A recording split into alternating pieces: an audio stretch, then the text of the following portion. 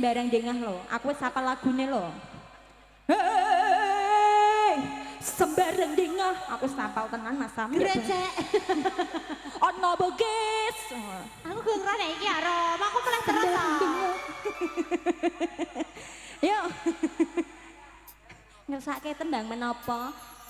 Sembarang dengah. Sembarang Pak Teh, apa milih? Sinten milih biasanya jenengan barang dengah ya men. Lora ketan sithik pesonane Pak Dikan yo. Lora Asmara lintang Asmara pesona ngono nggih. Yang belum nanti malam gue janji, sumpah gue janji.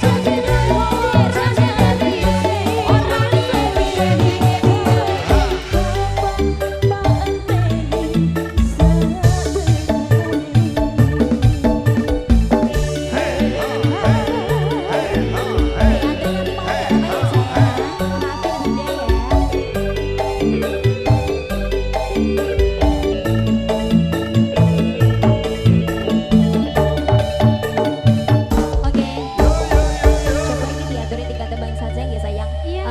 Sing tesih wonten mriki mawon Mbak Kakung, Mbak Kakungku, Bapak-bapakku. Engko nek sing liwat online nanti malam ndak masalah nggih. Iya. Awak dhewe mburu wektu nggih. Wonten lorong asmara Mas Ari coba tak jajal ya. Mm-mm. Engko lintang asmara berisi pesona. Oke. Cus monggo. Yuk. Iya iya iya. Aduh aduh. Cus. Belum. Roni, kowe nek tak jak salto lho Ron.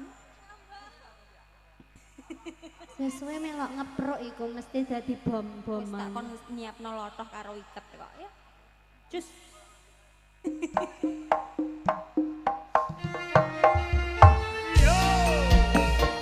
Sik, seragenan iki, Nduk.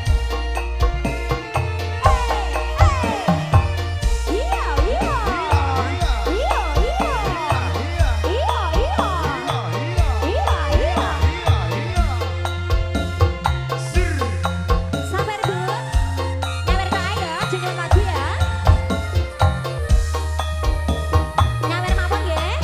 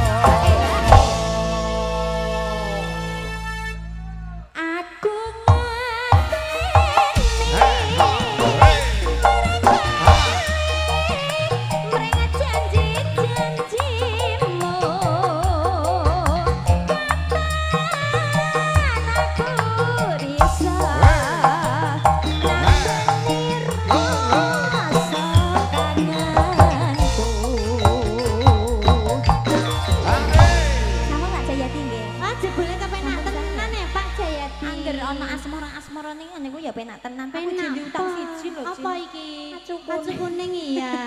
Sok men ae ana wireng ya Mbah ya. Ya, Lintang Asmara kok bonusnya pesona Mas Ari. Asik. Wis sore banget iki. Heeh. Pak Bayan nyangoni tak ya. Nyanyi ya Lintang Asmara ya. Pak Bayan iki lho nduk ape nyanyi nduk. Heeh. Niki spesial Mbak Samsuri nggih saking mulu matur suwun. Kalih sedekah barung. Nggih, sedekah terus sampean Pak Bayan. Walayu. Wah, ramas. Tresnamu kinarya tombo susah jero ning badanku. Sepira aku gak bilang. Ayo Mbak Arum, Nggih, monggo Mas. monggo. Nggih, monggo ya. Langsung mawon nggih Pak nggih. Nggih, monggo.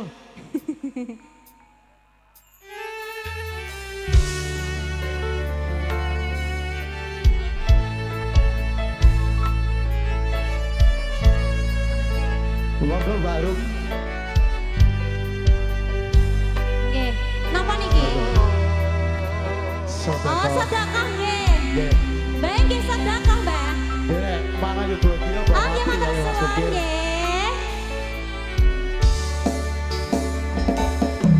Siang pantoro ratri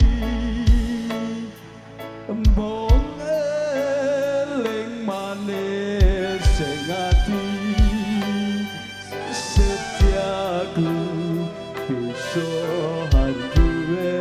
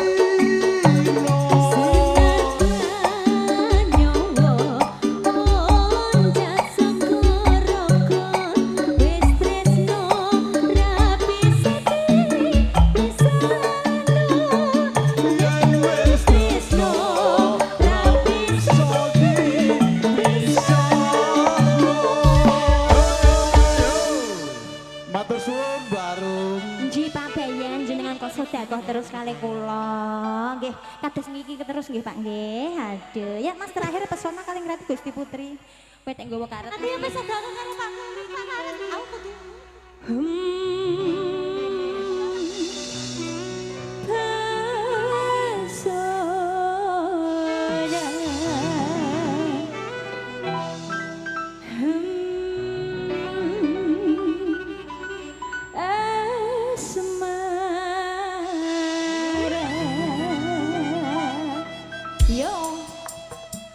Ayo Mas Udin ya, cus.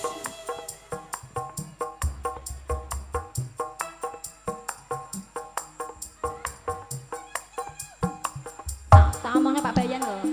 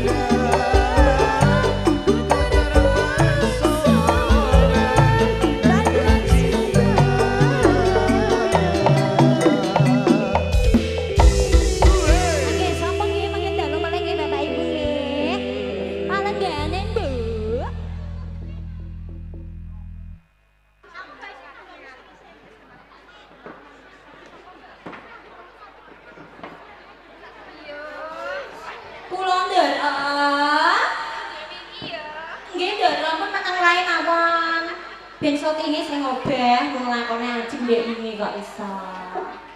Terus pundi Ndara?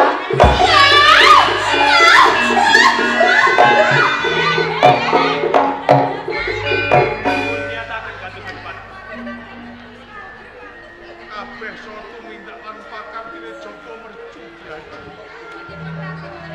Sanggo dipun sadani ki mawon kan Mas. Kakang wis ora kuat. Ora cepat.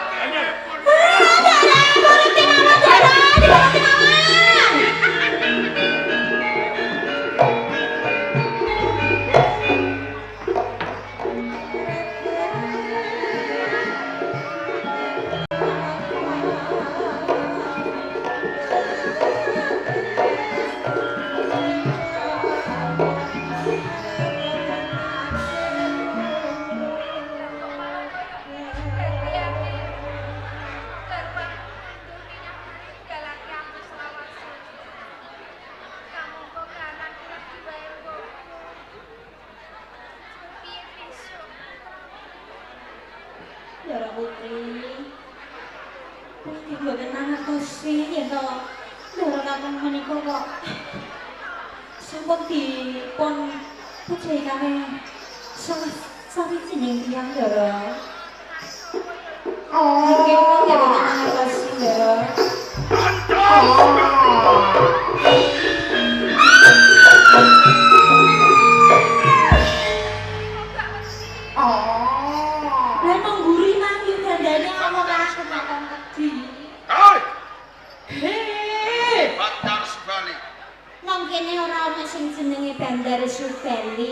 Bandar Subali wis mati tak kubur nang kuburan Kuniran. Sing ana mangkene mung kari Bandar Dadu ya iku kowe dhewe. Kowe gak pernah apa karo Bandar Subali? Aku iki pembantune.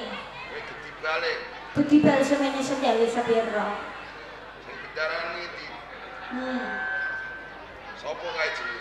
Cinggowati. Apa bener Bandar Subali wis mekaring Pak? Fitri bener.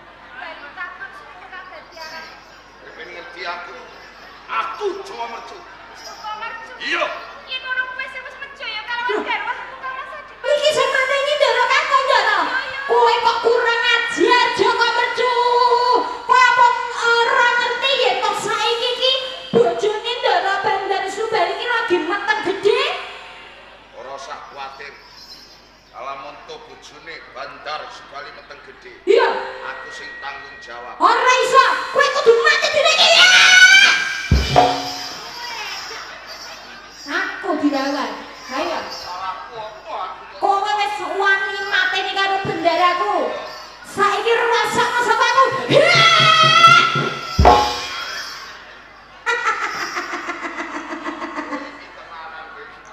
Kok tenanan? Ora ana aku tenanan. Semene jebule. Aku apa kowe aja cedak-cedak karo bendaraku kowe. Kowe iso meneng ora? Ora iso. Sopo sing ngomong jotos? Cinggowati.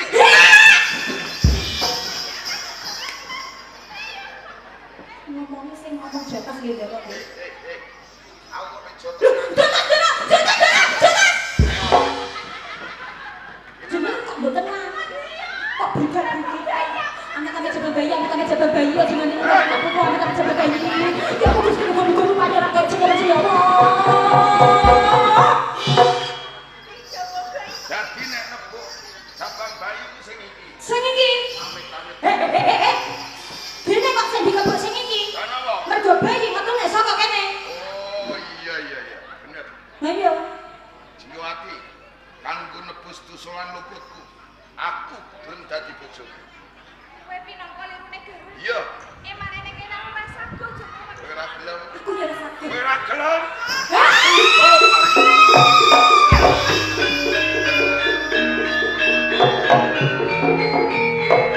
Cinggowati minggat sawa taman pamarku. Bandar Subali wis cekelang dadi bakal. Komplange oni kadipaten dadi balak lumbu. Kanthi jejuluk Bupati Keboman. Keboman.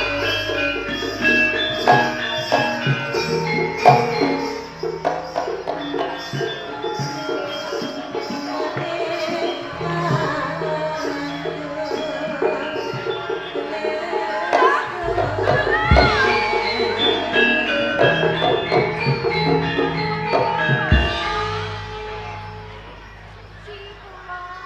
nitip sandang penganggo Bupati kemudian bertenani sopo? Kula menika Jinggowati. Garwanipun Mas Adipati Bandar Sugih. Jinggowati garwane Kanjeng Adipati Bandar Sugih. Banjur nganti kedaran-daran kok tenang alas. Iki ana kejadian. Jaran kula menika badhe nyelametke diri pribadi kula. Menika kula doyak-doyak direjoko kerja, Yen kaya ngono, yen kowe gelem mengko tak ayomi tak penani. Loh, aduh. Ini belum bukan babaran kono.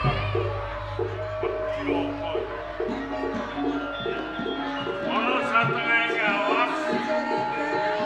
Jur rasa babaran. Oh, sang yang dewasa.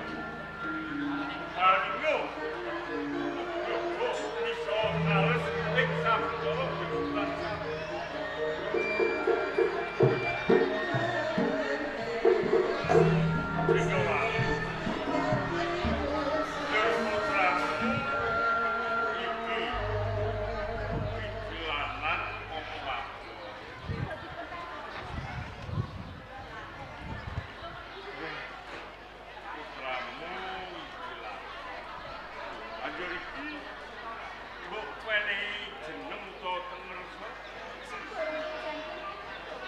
Mbok pasrahke kawan. Ya, yen ngono ndak suguhake marang lelakonmu. Mergo sira iki sawijining garwaning bupati. Banjur nglairake onang jabat ana satengahé ngalas kanthi umbal-umbalan. Mula anakmu bakal tak wenehi jeneng Joko Umbaran. Ayo balik.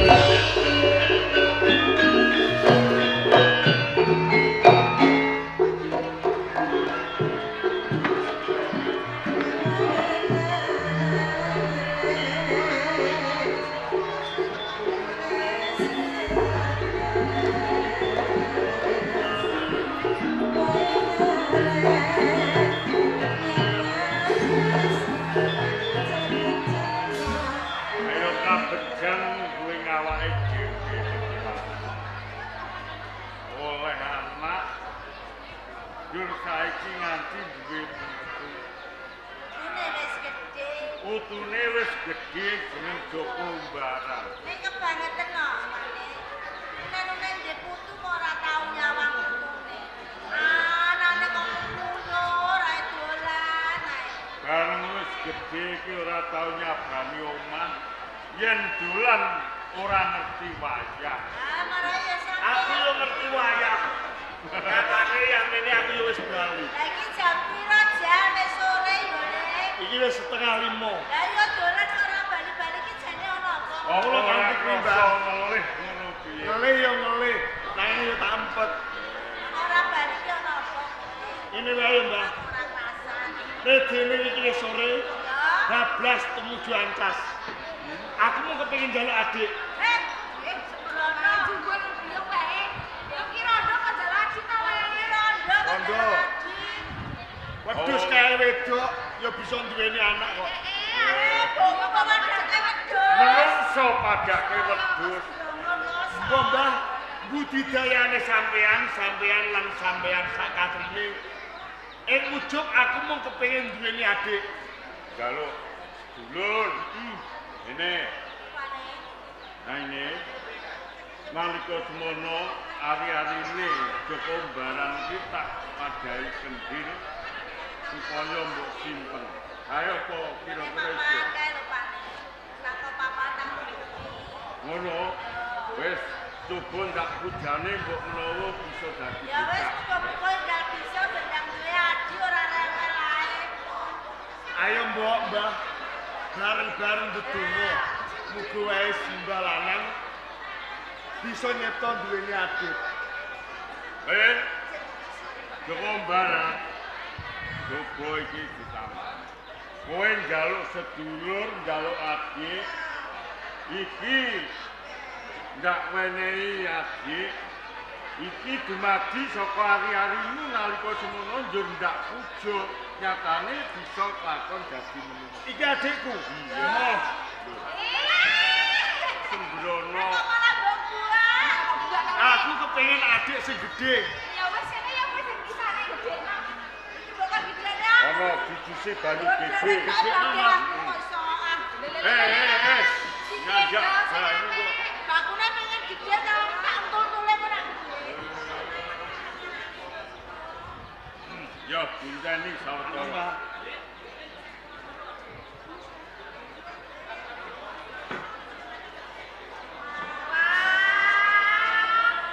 Lah kok semene gedene? Padha karo Iya. iki mau sing mbok gedene mau nek. Adikku. Iya. Ngene. Serawoke, Mbak, diserawoke. Kowe iki kok rame-rame. Sopo ae iki? Barana. Mbah Kakung iki. Iki Mbak Kakung, Mbak Edo. Kae sopo, Bang? Aku kakang Mbaran. Kakang Baran. Heeh. Wah, aku duwe kakang iki. Ini wis gedhe. Lah padha lho. Kakang Baran. Kakang Mbaran. Biung simbah lanang simbah wedok. Wedok. Aku sopo, Bang? Yo. Senengku sopo? Iya. Nganti lali ora ndak wene. Bukan. Njaluk jeneng Simbah. Ngene le.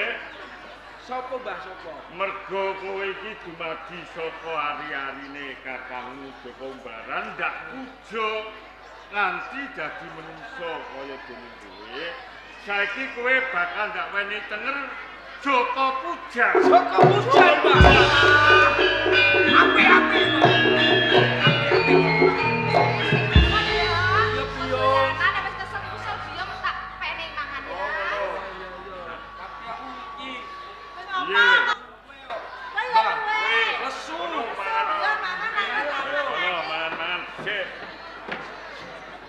Lah wis marem seneng atimu wis kelakon kowe duwe sedulur. Seneng banget, Mbak. Nanging lamun to uripku tansah ana ing desa Gambir Seketi. Prasasat kaya kodhok sak jerone bathok. Ing bisuke ora ana undak-undakane. Mula kanthi kuwi, Mbah. Lilahe sampean sing tak jaluk, aku mung kepengin adu nasib ana ing Kutaraja. Jur karepku arep golek pegawean. Sawetara ninggal ana ing Gambir Seketi, mapan ana ing Kutaraja golek gawean sing gumathok. Ya. Yen pancen kekarepanmu kaya ngono le, Simbah uga nyarujuki. Ning yen to kowe bakal swita ning Kutaraja. Ayo wujudmu iki isih kaya ngono. Mbok menawa tangeh kanggo lamun bisa lakon. Apa salah lawan wujudku iki, Mbah? Ana srana kowe dimen mengko bisa tinampa pasukanmu. Kowe tak dandani. Ngono, Mbah. Yen kaya ngono aku manut. Manut. Ayo, Ayo, Mbah.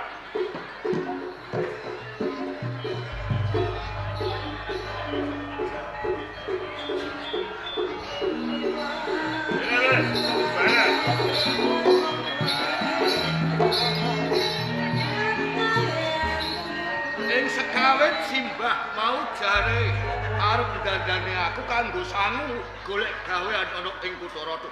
Ning nyatane aku sih panggah bagus kaya ngene. Kowe iki wis kelakon tak dandani. Apa kowe iki durung ngerti wujudmu sak. Kabar pisan durung. Kae coba ngilowo, ana kaca kae.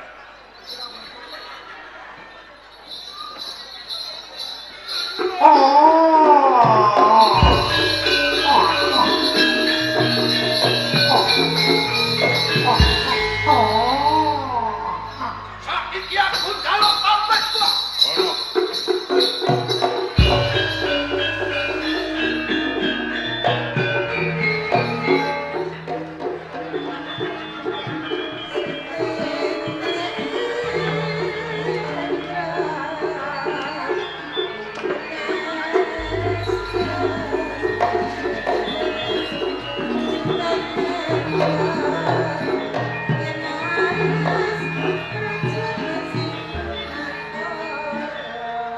Diajeni langsung. Si dawuh katibalan kang kok dilampah. Ning kene kang kok bakal meling marang sliramu. Tak jaluk dikuat-kuatake, disabar-sabarake dadi garwane kang wis kebomaken. Nyatane saiki dina awak dhewe diangkat derajate. Awak dhewe dadi wong suci. Rupukane bondo lan donya.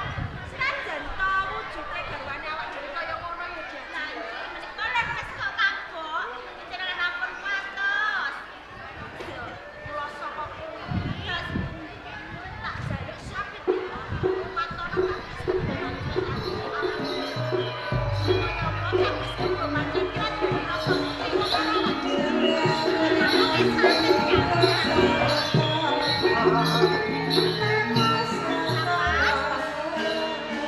Apa cah ayu? Hawane rada mendung, angine sribit-sribit ditunggoni bojo loro. Seger napa boten? Pol seger, bojo loro mleguk-mleguk. Ora ana bedane. Kupluk amoh loro karo. Cempluk ning gemoh dipangan wong sak kuniran entek. Nanging piye Cahayu? Jam kok sampun kodhon. Kala wingi penjaman kok pamit. Badhe tetindakan udakara 3 dinten lho, nek wis dinten penjaman kok sampun kodhon. Lah iki napa sampun rampung pakaryanipun kami? Kabeh kewajibanku durung rampung nanging. Kanggo nambah rengganing atiku, sak temah aku bali mergo aku kangen. Dan kalian kula. Iya. Lah ngaten nggih mboten namungaken panjenengan kang. Yen kowe piye Cahayu? Kula ugi kangen sanget kalian panjenengan. Apa kaya ngono? Indusari Induwati? Boten benten kalian kula Kang Mas. Iya. Kula ugi ngrasake kang sanget kalian panjenengan. Yen ngono saiki kowe kangen wong loro, aku ya kangen. Saiki aku ladeni Cahayu. Kaya-kaya ora kuat ngampah rasane nafsu diaiku age-age pun kakang ladenono. Nah, sapunika kula tendang ngadosi kalian panjenengan wong boten sakit. Sebab apa? Kula nembe sakit terus kaya. Ini bar tak suntikno. Boten ngerti penjelasan iki. Wah, yen ngono kowe ae ya dia. Menawi kula nggih sami kok Kang.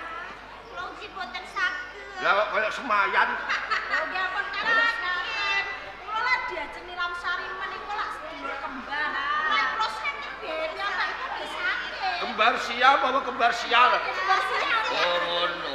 Wis sembuh, kowe tanti pawadan apa ora hidup kang baku aku ladenono. Ye! Ora ora.